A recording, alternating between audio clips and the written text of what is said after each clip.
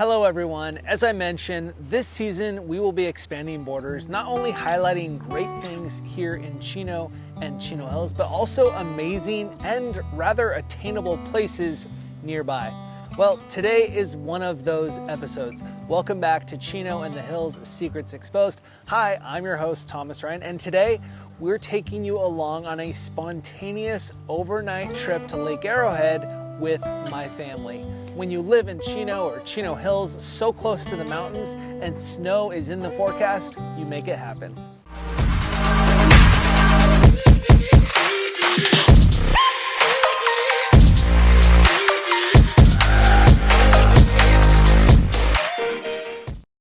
So last week we saw that snow was coming to our local mountains, and that was all the motivation that we needed. Thursday night we ordered snow chains on Amazon. Friday we booked a hotel, and by Saturday morning we were packed up and ready to roll. But first I had to make a quick morning pit stop because it was the fourth Saturday of the month and I had to swing by the Chino Household Hazardous Waste Drop-Off event to responsibly get rid of some old paint and batteries. Check out my video on that for future reference. As we all know, the beauty of living in Chino or Chino Hills is that Lake Arrowhead is just 54 miles away and takes only about an hour to get up the hill. You can go from the moderate temperatures of the Chino Valley to the snow and mountain living in just about an hour. It's pretty amazing. So we got on the road late morning. We first hopped on the 60, took that to the 15 to the 210, and got off at Waterman Avenue to take the scenic Highway 18 up the hill. If you time it right, it's actually a smooth and easy drive. Our first stop when we got up into the mountains was the Lake Arrowhead Resort and Spa. This place is right on the lake and steps away from Lake Arrowhead Village, so everything is within walking distance. We looked out and got an early check-in around 11 o'clock a.m. After dropping off our bags and bundling up a little bit more, we took a walk over to the Lake Arrowhead Village. And first on the agenda was to feed the ducks and fish, of course. You can get the fish food at a little board shop called Leroy's right there next to the lake. And Leroy's actually will save the day once again later in this video. Next up was Jettie's for lunch. This is a place we've gone to for the past few years. It's a great lunch spot. Think, classic American, smash burgers, salads, and a solid draft beer selection, which I may have indulged in. After lunch, we decided to brave the elements and hit the hotel's jacuzzi. It was 38 degrees outside, but we figured, why not? We even took a quick dip in the heated pool, which, let's be honest, was not heated enough. And the hotel has its own beach access, I presume, for the summer months. And I decided I needed to do a quick plunge in there. I checked later and the water temperature was right around 44 degrees. After the jacuzzi and lake plunge, we headed back to the room to get cleaned up, warmed up, dried up, and ready to go. Now that we were warmed up and refreshed, we walked over to the Lake Arrowhead Brewing Company, one of our favorites. It's conveniently located just across the parking lot from the hotel, and the place has a great indoor-outdoor vibe with fire pits, board games, cornhole, and of course, some excellent local brews. For dinner, we went to the Lake Arrowhead Village Pizza Arcade, a classic in the area. We actually ordered ahead while we were at the brewery, so the pizza would be ready when we got there. We played some arcade games and then dug into some delicious pizza and salad. Perfect way to wrap up our first night.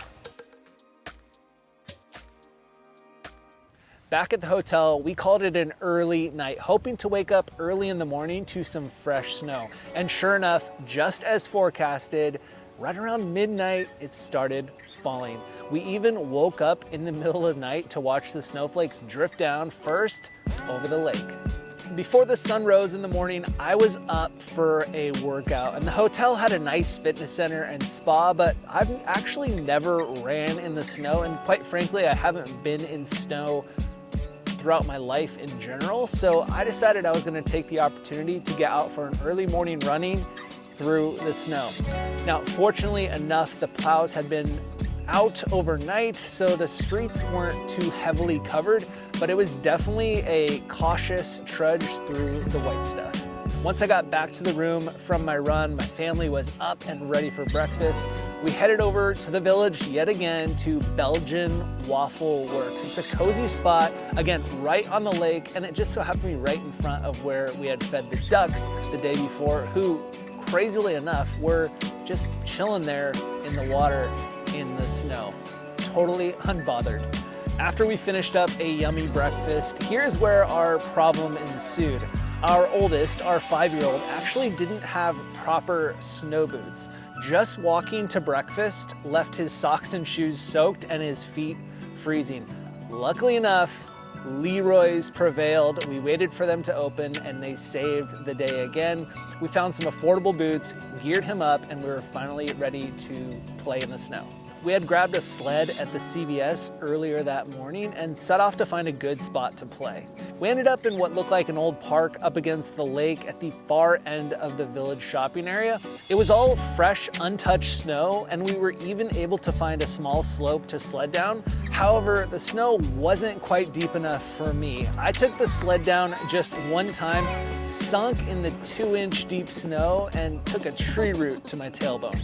Not a good time. We capped off the snow play, as one always should, with the building of a snowman who we creatively named Olaf.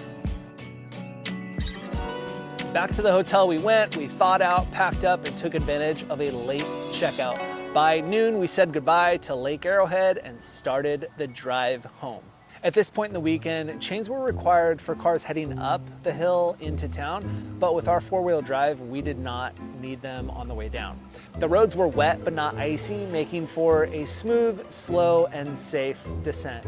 And by 2 o'clock, we were back home with plenty of time to reset for the week ahead.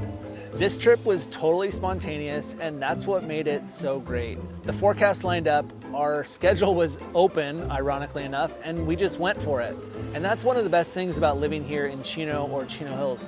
You're just about an hour away from an easy, fun, family-filled snow adventure, but you don't have to live in the snow. So if you have been thinking about taking a quick getaway, the weather lines up and your schedule lines up, take this as your sign to just go. Thanks so much for coming along with us. We hope that you enjoyed this video, and if you did, please be sure to hit the like button and subscribe to the Thomas Ryan Real Estate YouTube channel to see more videos just like this one. All right, until next time, go out for an adventure and have a good day. Bye.